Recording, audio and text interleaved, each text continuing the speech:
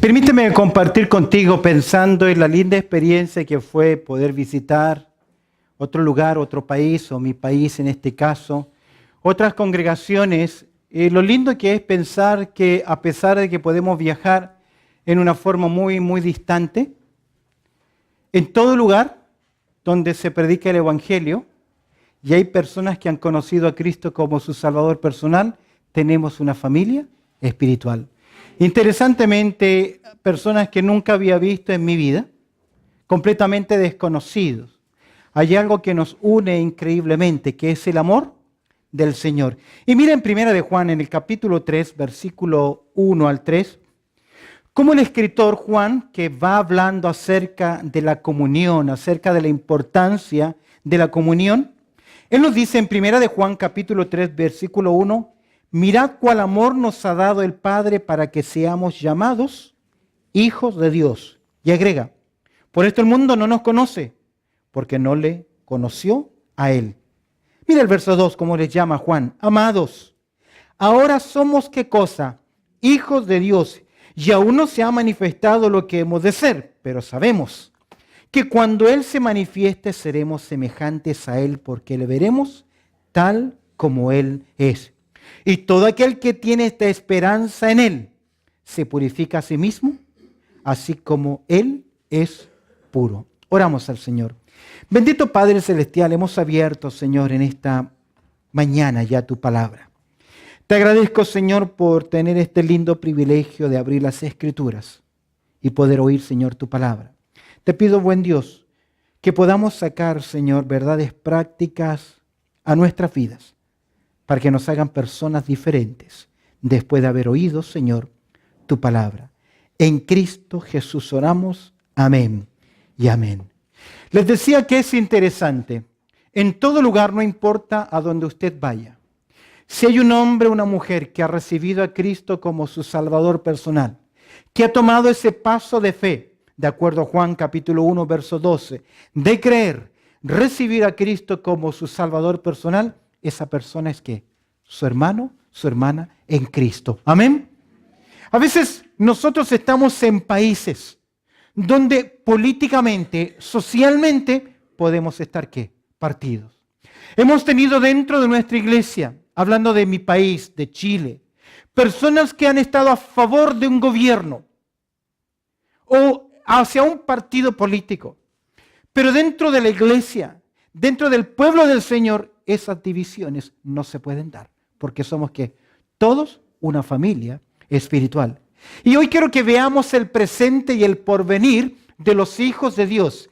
Ya que en el versículo 1 el escritor nos ha dicho algo interesante en verso 1, mira conmigo el verso 1. Mirad cuán amor nos ha dado el Padre para que seamos llamados, ¿qué cosa? Hijo de Dios. Al entrar en este capítulo vemos la posición que tenemos como hijos de Dios. Interesantemente, y esa esperanza que nosotros tenemos. Dice la palabra del Señor que Dios nos ha dado a nuestras vidas el Espíritu Santo, el cual clama en nosotros, ¿qué cosa? Abba Padre. Amados, ahora somos ¿qué? Hijos de Dios. Y es interesante que el verso 1 dice, mirad cuán amor nos ha dado el Padre. Primero lo que dice el escritor es, presta mucha atención. Verso 1, mirad, mirad. Presta mucha atención. No está, ese es el versículo siguiente. Mirad, dice el texto, cuán amor nos ha dado el Padre. ¿Cómo nos amó el Padre? ¿Cómo le amó el Padre? ¿Cómo nos amó a nosotros el Padre? Su amor fue incondicional. Al entrar en este capítulo vemos la posición que tenemos como hijos de Dios. ¿Por qué me amó? ¿Qué había en mí? ¿Qué había en usted para que Dios nos mirara con ojos de amor? ¿Qué había? Si yo miro en Romanos capítulo 5, verso 8, éramos pecadores. En el verso 6 dice que éramos débiles. En el verso 11 dice que éramos enemigos de Dios. Todo nuestro amor, su amor y mi amor es selectivo y es orientado a propósito. Porque amamos a nuestros hijos. Porque son producto de mi amor por él, por ella. Porque son mi pertenencia. Porque amamos a nuestro cónyuge, porque vimos en él o en ella algo que nos atrajo, algo que cautivó, algo que despertó el romanticismo en nosotros. Nuestro amor es selectivo. Nuestro amor es orientado, aún nuestro amor es condicional. En el círculo familiar, nosotros amamos la familia porque pertenece a algún lazo sanguíneo. Pero el amor de Dios, al mirarnos a usted y a mí, ¿había algo bueno para amarnos? Dios al mirarte, al observarte, te encontró algo que despertó en él la atención. A él sí que lo voy a amar. Dios le dijo a la nación de Israel con amor eterno, te he amado. Desde hace mucho tiempo se manifestó. Ahora, a veces creemos que hay creyentes que se creen los privilegiados de Dios, como diciendo, a mí Dios me oye, porque yo paso tiempo con Él. Déjame decirte algo. Dios te ama a ti y a mí, como amó también a ¿quién? A Cristo Jesús. Ahora, ¿Dios hoy me amó más que ayer? ¿Me ama más que ayer? ¿Mañana me amará mejor? No, ¿por qué? Porque el amor de Dios no cambia. Y el Espíritu, Romanos 8:16, dice, y el Espíritu mismo da testimonio a nuestro espíritu que somos, ¿qué cosa? Hijos de Dios. Es interesante esa expresión, hijos de Dios. Me explicaban, no recuerdo la palabra en guaraní, pero la palabra en guaraní que describe al Padre no es como nosotros llamamos papá nada más, sino que en guaraní la palabra, el guaraní es mucho más cálido, más expresivo. Significa alguien que ama al Padre, pero con un amor muy intenso. ¿Recuerdas cómo se traduce Padre para nosotros en griego? Abba. ¿Qué significa? Papito. Que guarda un poco más de estrecho de relaciones. Por eso que el escritor dice, mirad cuál amor nos ha dado el Padre para que seamos, ¿qué? Llamados como hijos de Dios. Casi el escritor está presentando como una admiración. ¿Sabes por qué es una admiración? Porque en el Antiguo Testamento ningún judío, ningún hebreo se acercaba a Dios llamándole Padre. Tú no vas a encontrar eso en el libro de los Salmos. Cada vez que un hebreo se acercaba y adoraba a Dios, lo llamaba Adonai, soberano, poderoso, omnipotente, Señor. Lea el libro de los Salmos. Pero ningún hebreo en forma individual llamaba a Dios como Padre. Es por eso que en Juan capítulo 17, ¿recuerdas el estudio, el verso 4? Cuando Jesús ora al Padre y le dice, Padre, les he dado a conocer tu nombre. El nombre que reveló Jesucristo acerca de Dios es que Él es, ¿qué cosa? Un Padre.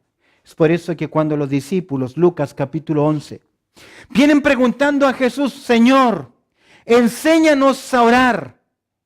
En Mateo capítulo 6, verso 9, el Señor Jesucristo les dice, vosotros pues oraréis así como, Padre nuestro que estás en los cielos. Llamar a Dios Padre es un privilegio. Es por eso que dice con admiración, mirad cuán amor nos ha dado el Padre para que seamos llamados, ¿qué? Hijos de Dios. Ahora, ¿cómo debe vivir un hijo de Dios? ¿Cómo debemos vivir? A nosotros como padres, desobediencias, rebeldía de nuestros hijos, ¿qué producen en nosotros? Dolor, tristeza. Así también, si somos hijos de Dios, dice Pablo, debemos andar como ¿quiénes? Como hijos de Dios. Ahora, el verso 1 nos habla de esta posición que nosotros tenemos. Pero quiero que veamos, quiero que observes conmigo lo siguiente.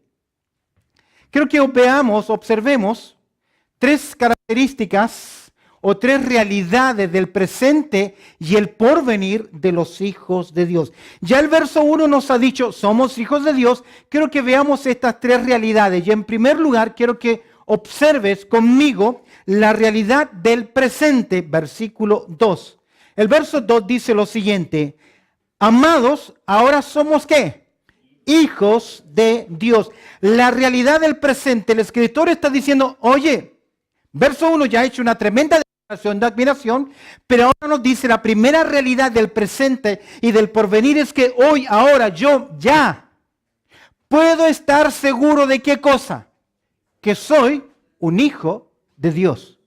Comienza el escritor diciendo, amados, le llama así porque el amor de Dios El amor, Romanos 5:5, que se ha derramado en nuestros corazones, nos obliga, nos constriñe, nos lleva a mirar a mis hermanos, a pesar de que somos diferentes, a pesar de que tenemos otras culturas, a pesar de que tenemos problemas, que hemos tenido dificultades, podemos mirarnos a los ojos y decir, hey, somos hermanos, somos amados, porque el amor de Dios está ¿en dónde? En nuestro corazón. En mi país, en Chile, está ocurriendo un fenómeno interesante. Están comenzando a entrar otras culturas. Y hay varios países representados. Lo que yo no había visto hace 2, 4, 8 años atrás, hoy lo veo. Hoy no tenemos problema porque nosotros en nuestra iglesia tenemos 12 representaciones. Hablamos el mismo idioma, tal vez le ponemos énfasis o entonaciones diferentes. Algunos le llaman frijol, otros le llaman frijol y otros le llamamos ¿cómo? Porotos. Sabemos que estamos hablando de lo mismo, pero a pesar de eso, tenemos trasfondos y culturas diferentes. Lo que mis hermanos allá están comenzando a aprender, a ver diferencias, ya nosotros después de 14 años ya las conocemos. Podemos aceptarnos, podemos entendernos, podemos amarlos. Es por eso que el escritor dice, la realidad del presente. Amados, dice él, ahora somos ¿qué? Hijos. ¿Por qué somos hijos? Porque un hombre y una mujer puede ser un hijo, una hija de Dios. ¿Por qué? Primero, por el amor de Dios, Juan capítulo 3, verso 16. Pero en segundo lugar, porque hemos respondido positivamente. Y en esto quiero ser claro, en este punto. No somos hijos de Dios porque papá y mamá es creyente. Uno de los temas que compartí, lo he compartido con ustedes otras veces, allá en Chile fue la conferencia bíblica Padres religiosos, hijos rebeldes. También lo compartí en Paraguay. Déjame decirte algo. Nuestros hijos no nacen creyentes. Ellos tienen que tomar ¿qué cosa? Decisiones. Y a veces no estaremos de acuerdo en algunas decisiones, pero para que ellos sean hijos o hijas de Dios, ¿qué necesitan hacer? Recibir a Cristo como su Salvador personal. Es el mismo caso. Usted puede pasar toda su vida. Justamente hablaba con alguien, con la hija de una compañera que tuve en Argentina entre el año 87 y 90. Ella hablaba con su hija y su hija me decía, mi madre en el segundo año de instituto bíblico, estudiando la materia de la doctrina de la salvación, se dio cuenta que no era una hija de Dios. Pero ya estaba estudiando ¿qué? Biblia. Los hermanos Wesley le ocurrió exactamente lo mismo, siendo ya encomendados al ministerio, a misiones, en su viaje de misiones. John Wesley se da cuenta que nunca había recibido a Cristo como su Salvador personal. Es por eso que Pablo en 2 Corintios, capítulo 13, nos dice, examinaos a vosotros mismos. La realidad del presente. Pablo dice, amados, ahora somos ¿qué? Hijos de Dios. En esta tierra nosotros nos dividimos por grupos raciales. Hablamos de raza amarilla, roja, negra, blanca. Nos dividimos continentalmente por países, por sectores. Nuestro mundo, nuestro sector se llama Oceanía. Y nos dividimos así, por lenguas, por nación, por clases sociales, por clases raciales. Pero Dios, ¿cómo divide la humanidad? Dos formas. O eres hijo de Dios, o eres hijo de quién? Del diablo, no hay más. Por eso es que el escritor dice, mira la realidad del presente. Somos llamados. Ahora, amamos a los hermanos. Por eso dice él, nos amamos, porque somos hijos de Dios. Mira conmigo, en segundo lugar, hemos visto la realidad del presente, la posición que nosotros tenemos ahora como hijos de Dios. Veamos en segundo lugar la realidad del porvenir. Dice, en el verso 2 dice, amados, ahora somos hijos de Dios. ¿Y qué agrega? y aún no se ha manifestado lo que hemos de ser. Y Él nos va a hablar entonces de la realidad, primero, la realidad del presente, nuestra posición como hijos de Dios. En segundo lugar, Él nos va a hacer ver la realidad del porvenir y nos va a hacer una preparación interesante. Mira, en primer lugar, Él nos va a decir que usted y yo tenemos ¿qué cosa? Una esperanza certera. Y aunque dice el escritor, no se ha manifestado. En otras palabras, aún no se ha hecho visible. Aún no vemos esta gran realidad. Ahora, ¿soy salvo? Amén. Entonces, no está hablando solamente de que si soy salvo o no. ¿Usted sabe que la salvación tiene 3 tiempos? ¿Sabía usted eso? Que hay una salvación en primer lugar de la pena del pecado. Romanos capítulo 8, verso 1 dice que ninguna condenación hay. En el presente yo estoy siendo salvo del poder del pecado. Primero es justificación, segundo es santificación. Estoy viviendo para Dios y en un futuro yo seré salvo. No de la pena del pecado, porque ya lo fui. En el presente estoy siendo salvo del poder del pecado, para decirle no. Pero en el futuro yo seré salvo de la presencia del pecado, que eso es la glorificación. Es por eso que el escritor dice, aunque no se ha manifestado, ¿qué cosa?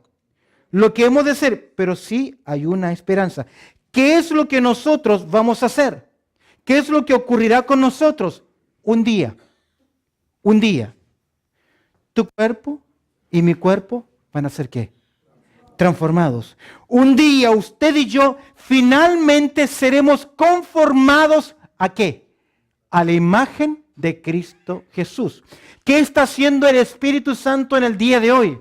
Él está esculpiendo, sacando lo que no sirve de mi vida para que yo me parezca ¿a quién? A Cristo Jesús. Pero a veces no nos gusta. No nos gusta ser esculpidos. Porque para que aparezca la figura de la roca, ¿qué tiene que salir?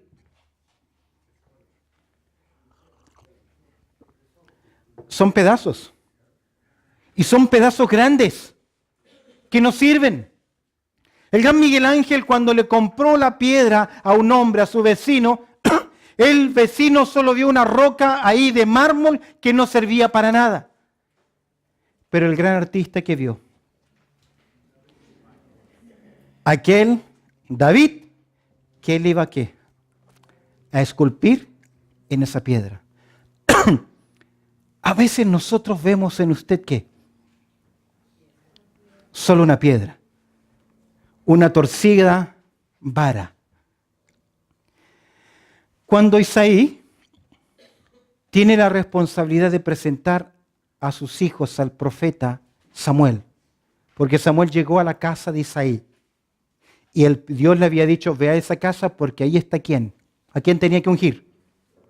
Al rey.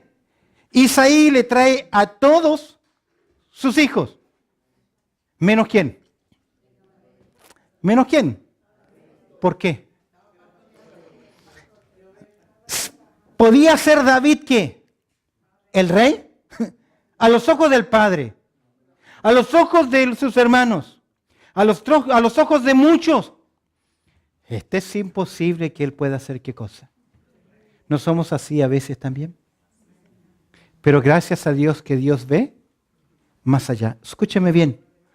Ojos que miran son comunes. Ojos que ven son extraños. Y Samuel se confunde y dice, aquí pasa algo. Porque Dios me dijo, aquí está el rey. Pero el detector espiritual de Samuel, obrado por el Espíritu Santo, no le marcó, ese es, no le marcó. Entonces, ¿qué pregunta el rey Samuel? ¿Por ahí te sobra alguien más? Sí, le dice Isaí. El que está allá al fondo cuidando a las ovejas, pero él, tal vez ahora en el presente, no se ve. Pero Dios está trabajando y tenemos una esperanza. Aún no se ha manifestado, ¿qué cosa?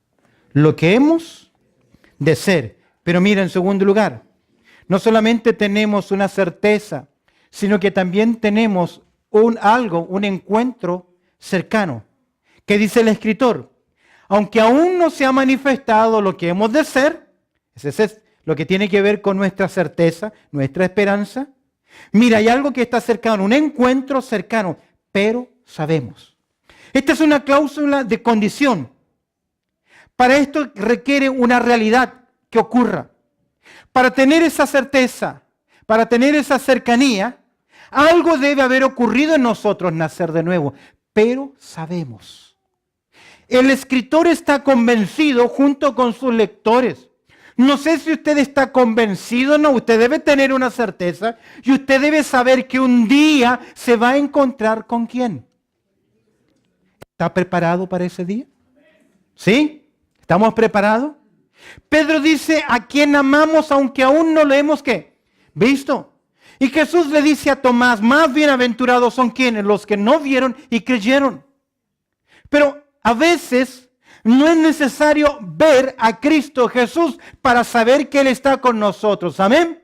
Esta mañana celebrábamos Cena del Señor. Jesús estaba con nosotros en esa celebración. Amén. Representado a través del pan y la copa en comunión. Estábamos mirándole a Él a través del pan, a través de la copa, porque Él está aquí. Amén. ¿No dijo el Señor donde estuviesen dos o tres qué? Reunidos en mi nombre, ¿qué? Ahí Él está. Es interesante, pero sabemos que cuando ¿qué? Él se manifieste. Sabemos, usted y yo, que en algún momento tendremos un encuentro cercano del primer tipo. ¿Cuánto hemos oído hablar de eso en ficción? Encuentros cercanos del primer tipo o del primer mundo. Un día, mis queridos, el Señor Jesucristo vendrá hasta las nubes y nos reuniremos con Él y tendremos ese encuentro personal. ¿Sabes por qué? Filipenses capítulo 3, verso 20 lo dice. Porque tu ciudadanía y mi ciudadanía, ¿qué? No están en esta tierra. Es el Señor Jesucristo que un día vendrá. Él hizo esa promesa. Juan capítulo 14, que dijo, voy pues a preparar lugar para vosotros. Y si me fuere, yo os prepararé el lugar, vendré otra vez y os tomaré a mí mismo, para que donde yo estoy, vosotros también estéis encuentro cercano. ¿Sabe cuál es el problema de la iglesia del siglo XXI? Es que la imagen del cielo, la imagen de la esperanza de nuestras mentes está ¿qué? Demasiado lejos. Pablo dice en Colosenses capítulo 3, el que tiene esta esperanza y habla de esto, puestos los ojos ¿en dónde? Mirad las cosas de arriba, las que están allá. Cierra el Apocalipsis diciendo, capítulo 22, verso 20, el que da testimonio de estas cosas dice, ciertamente vengo en breve. Amén. Sí, ven Señor Jesús. Apocalipsis 22, verso 20. Él viene. Pero ¿cómo vivimos de acuerdo a esa esperanza? ¿Cuántas veces oímos que Él viene, que Él va a venir? Y exactamente tenemos por tardanza la venida del Señor. Miren conmigo, estamos ahí en esta realidad. Hemos visto en primer lugar esa esperanza certera. Hemos visto un encuentro cercano. Quiero que observes una experiencia culminante. ¿Por qué una experiencia culminante? Interesantemente, verso 22, que cuando tengamos ese encuentro cercano, tendremos una experiencia culminante porque seremos semejantes a Él. ¿Cómo era el cuerpo de nuestro Señor Jesucristo en resurrección? ¿Ah? ¿Qué podía hacer ese cuerpo?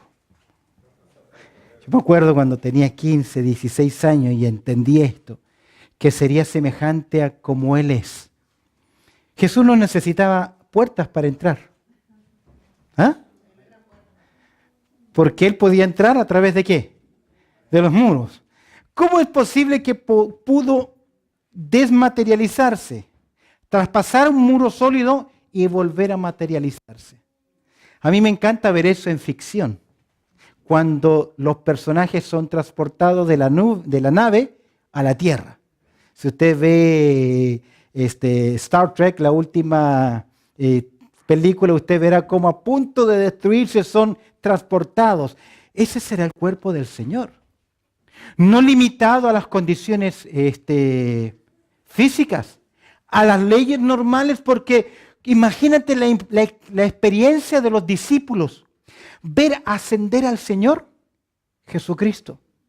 Hoy es más común, usted ve, hoy hay un deporte acuático que por un chorro de agua a presión, el hombre puede ¿qué? Levantarse. Hoy hay maquinarias a presión que pueden mover a una persona de un lugar a otro. Hoy existe más esa posibilidad, pero aquel momento. Ahora, el texto dice que un día nosotros seremos semejantes a Él. Mire conmigo en Romanos capítulo 8, la misma verdad, verso 29. En Romanos capítulo 8, verso 29 dice, porque a los que antes conoció, también los predestinó para que fuesen hechos conforme ¿a quién? A la imagen de su Hijo, para que Él sea el primogénito entre muchos hermanos.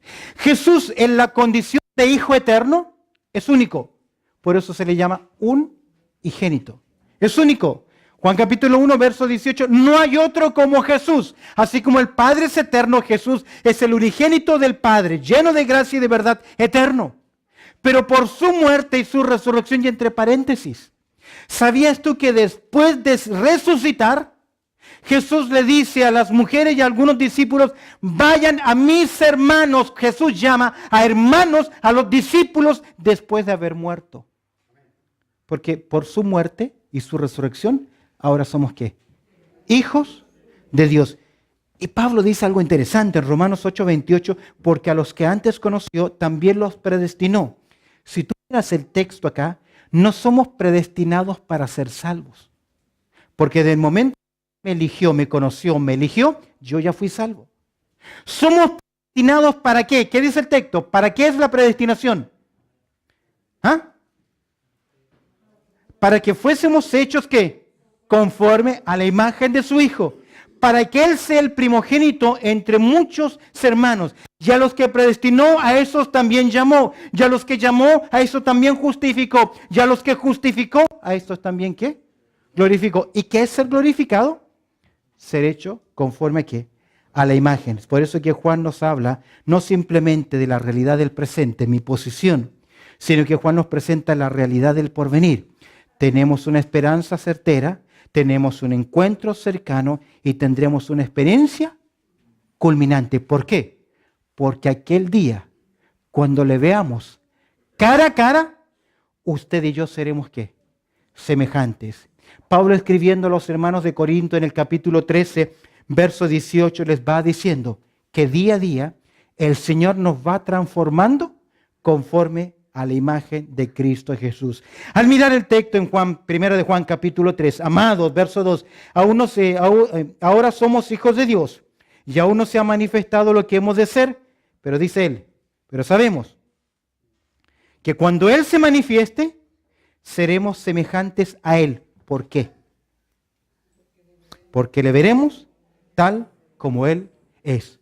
Es por eso que el Cristo del catolicismo está equivocado. No es un Cristo sufriente, doliente, herido, agonizante, pendiendo de entre el cielo y la tierra, clavado con una corona de espinas. Ese no es el Cristo de las Escrituras. El Cristo de las Escrituras es un Cristo vivo, que tiene ojos como llama, que su pelo es blanco, que tiene una gran túnica blanca y sus pies como el bronce bruñido, refulgente. Él tiene autoridad. Amén. Y cuando Él venga, vendrá también con autoridad. Y nos dice el texto, porque le veremos como, tal como Él es. Para eso usted y yo necesitamos ser transformados. Esa transformación será cuando Él venga a buscarnos, porque dice la palabra del Señor. Jesús lo dijo en Mateo capítulo 5, verso 8. Bienaventurados los de limpio corazón. ¿Por qué? Porque ellos verán a Dios. Ahora, Dios es invisible, porque Dios es espíritu. Pero ¿quién es la imagen del Dios invisible? No, Cristo Jesús es la imagen del Dios invisible. Él es, porque en Él En Cristo habita corporalmente toda la plenitud de la deidad. Cuando nos encontremos cara a cara con Él, seremos semejantes a Él porque le veremos tal como Él es. Terminemos. Hemos hablado del presente y el porvenir de los hijos de Dios. Hemos hablado de la realidad del presente. Hemos hablado de la realidad del porvenir. Terminemos hablando en último lugar, otra realidad más, que tiene que ver con la realidad de la preparación. Y esta vez tiene que ver con pureza. ¿Qué es lo primero que nos dice el escritor? La convicción que debemos establecer. ¿Cuál es? Y todo aquel que tiene esta esperanza en Él. ¿Qué esperanza? Un día te encontrarás con Él. ¿Sabes que ese día tú tendrás que dar cuenta de lo que hiciste mientras estuviste en la tierra? Sea bueno, o sea ¿qué? Malo. Ese encuentro no tiene que ver para dirimir, salvo o no salvo. Ese encuentro tiene que ver que lo que hiciste lleva gloria al Señor. Se le llama el tribunal de Cristo. Todo aquel que tiene esta esperanza en Él. Hay una convicción que debemos tener en nuestras vidas, que un día nosotros vamos a estar con Él. Segundo lugar, esa convicción nos lleva a una conducta que debemos evidenciar. Dice el escritor, todo aquel que tiene esta esperanza en Él, no en otra persona, ¿qué dice el texto? Se purifica a sí mismo. La conducta que debemos evidenciar. A algunos les encanta hablar, el Señor viene, Cristo viene, Él viene pronto. Pero evidencia con su vida esa venida. Oí de un predicador que le encanta hablar de profecías, del retorno, de fechas y acontecimientos. Es muy bueno, pero fue acusado de pecado sexual cibernético. Y yo me pregunto, ¿cómo es posible querer motivar a tanta gente de mostrar profecías, eventos y escribir cosas, pero a la vez tener que confesar, he cometido este tipo de pecado? No los he consumado porque han sido pecados virtuales a través de la net. Pero el Señor dijo que el que mira a una mujer para codiciarla, ¿qué? Ya adultera. Entonces, el escritor dice, si tú tienes esta convicción clara en tu vida, y todo aquel que tiene esta esperanza, ¿en quién? En Cristo. Si tú crees que el Señor viene, si tú crees que tu Dios es real, si tú crees que un día vas a dar cuenta, que dice el texto, debemos que se purifica a sí mismo. Ya me hizo puro.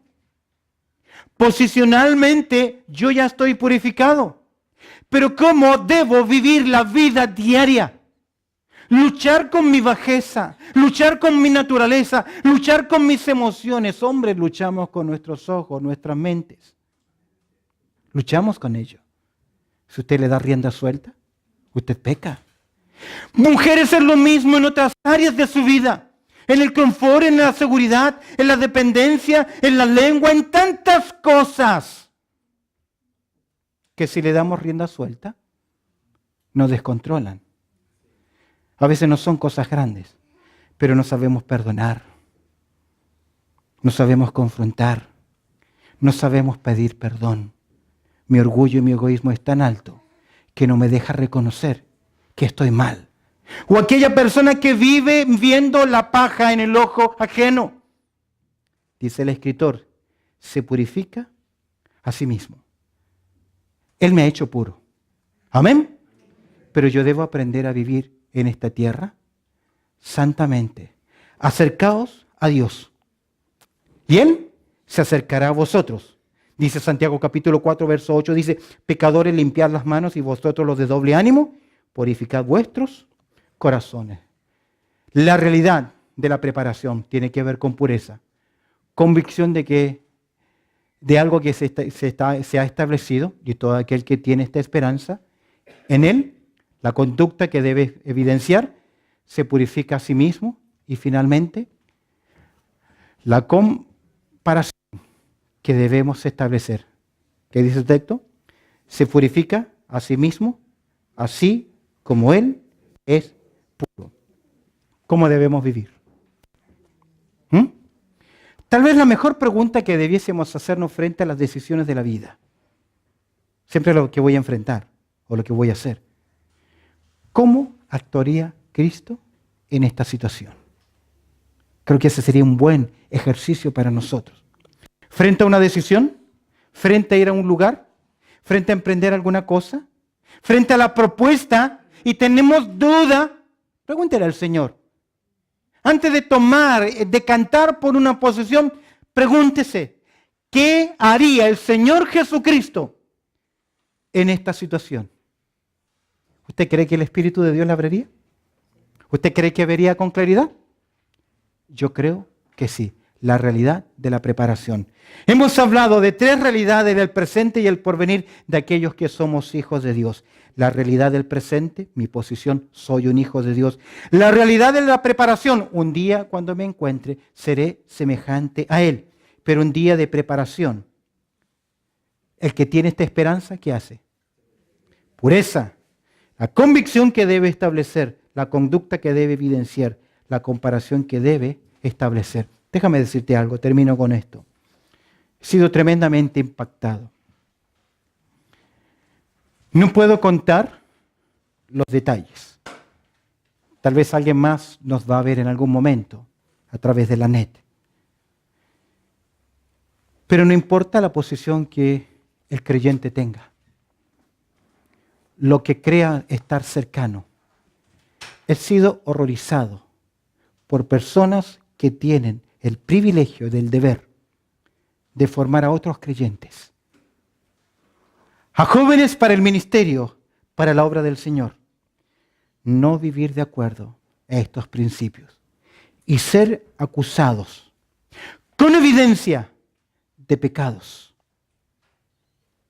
fuertes que, como dice el apóstol Pablo, ni siquiera debiese nombrarse entre creyentes. ¿Por qué? ¿No tenemos esta esperanza? ¿No creemos que debemos purificarnos? Es que, queridos, el que piensa estar firme, ¿qué? Mire que no caiga. Oramos al Señor. Bendito Padre Celestial, te doy gracias, Señor, por tu amor y por tener esta oportunidad de considerar, Señor, tu palabra, esta porción, Señor, de las Escrituras que hemos visto, Señor. Solo tú conoces la realidad de cada uno de nosotros.